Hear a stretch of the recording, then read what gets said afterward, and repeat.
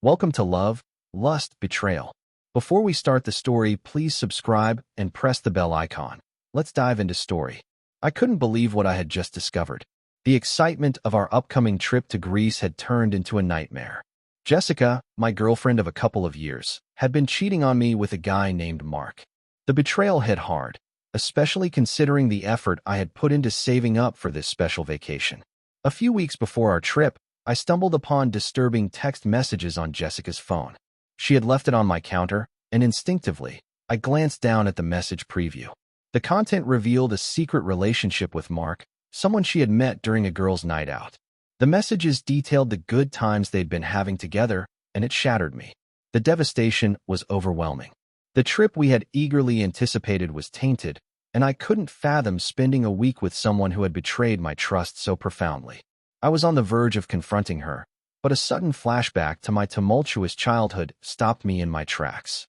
Memories of my loud and violent father flashed before my eyes.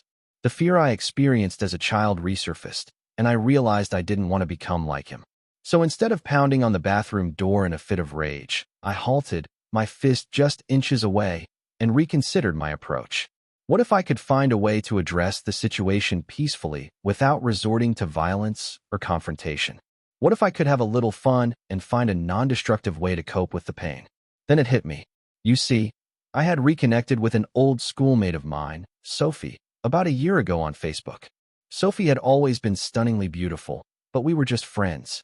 However, we had been chatting and catching up over the past year, and she seemed like the perfect person to help me execute my plan.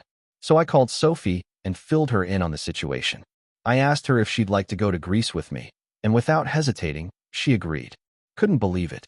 First of all, she really is a good person, and she had no connection to Jessica, so it wasn't going to be a major emotional event for her. She was more than happy to be there to help me through this tough time. Luckily, she had enough vacation time saved up, and she was happy to be part of my little revenge scheme. We agreed to meet at the airport on the day of the flight, and I went ahead and changed the name on Jessica's ticket to Sophie's. On the day of the flight, I was a bundle of nerves. Sophie was already at the airport waiting in the wings. I picked up Jessica, and we drove to the airport. I was quiet on the way. She asked me if I was okay, and I kinda got smart with her, saying everything was just wonderful. After all, I was going to be in Greece soon, so I wasn't lying. But I knew I was projecting a different vibe. She could totally sense something, and I did my best to get back into character. I started talking about some of the places I was looking forward to seeing. It helped me take the edge back off. When Jessica and I arrived at the check-in counter, I handed over our passports and tickets, doing my best to keep my cool. The ticket agent scanned our documents and then looked up at us with a puzzled expression. This was it. This was the moment the bomb would drop. "I'm sorry," she said, "but this ticket is for Sophie Smith, not Jessica Meadows." Jessica was confused, of course, and started arguing with the ticket agent. Meanwhile, I was doing my best to hide a smirk. Just as the tension was reaching its peak, Sophie emerged from her hiding spot, looking absolutely gorgeous and holding her passport in hand. "Actually," I said, trying to sound as nonchalant as possible, "Sophie is right here."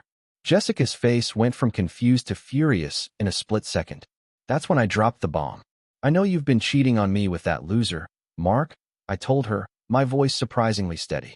"So, I figured you'd be better off staying here and having a great time at the bar while Sophie and I enjoy our vacation in Greece. We're done, and I never want to see you again." Jessica looked like she was about to explode, and then she just started sobbing. She asked me how I knew, and I told her it didn't matter. She asked me if I had been cheating on her with Sophie, and before I could answer, Sophie spoke up. "No, ma'am, I've never been a cheater, and I will never be with a cheater." Before Jessica could say much of anything else, I grabbed Sophie's hand and walked away.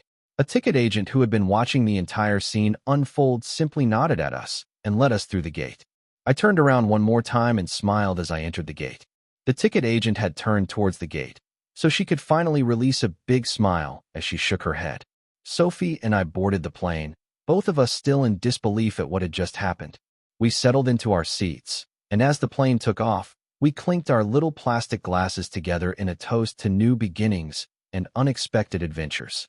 It was an exhilarating feeling, and we couldn't help but laugh at the absurdity of it all. As we settled into our vacation, Sophie and I spent our days exploring Athens, visiting ancient ruins, and indulging in delicious Greek food. Our evenings were filled with sharing stories from our lives, reminiscing about old times, and discover that we had more in common than we ever realized. As the days went by, I found myself feeling grateful for the twist of fate that had led us to this moment. Meanwhile, Jessica was not having such a great time back home. First of all, she had to catch a cab back home. Remember, I drove us to the airport. Oh, word of our airport encounter spread quickly among our friends, and she became something of a laughingstock. I even heard that Mark, the loser she'd been cheating with, had ditched her after finding out what had happened. As much as I didn't want to admit it, there was a small part of me that felt vindicated by her misfortune. Sophie and I didn't dwell on that for long. Instead, we focused on enjoying the time we had together in Greece. We visited stunning beaches, hiked breathtaking trails, and even tried our hand at traditional Greek dancing. As the sun set on our final day in Greece, we found ourselves standing on a hill overlooking the ocean, hand in hand, as the sky turned brilliant shades of orange and pink. Standing there, I felt a newfound sense of clarity and purpose. The heartbreak and betrayal I had felt just a week ago seemed like a distant memory. I turned to Sophie, and as our eyes met, I knew that this trip had brought us much closer than we ever could have imagined. "We should do this again sometime," I said, grinning. Sophie smiled back at me, her eyes shining with the promise of new adventures. "I'd like that," she agreed. As we boarded the plane back home, it was clear that our trip to Greece had been more than just a vacation. It had been a journey of healing, of rediscovery, and of unexpected connections. Though neither of us knew exactly what the future held, we were both excited to see where this new chapter in our lives would take us. As for Jessica, well, let's just say that she learned a valuable lesson that day at the airport. Cheaters never prosper, and sometimes they get left behind in the most epic way possible. That was pretty intense. How do you think I handled it? Is there something different that you would have done? Let us know what you think in the comments below.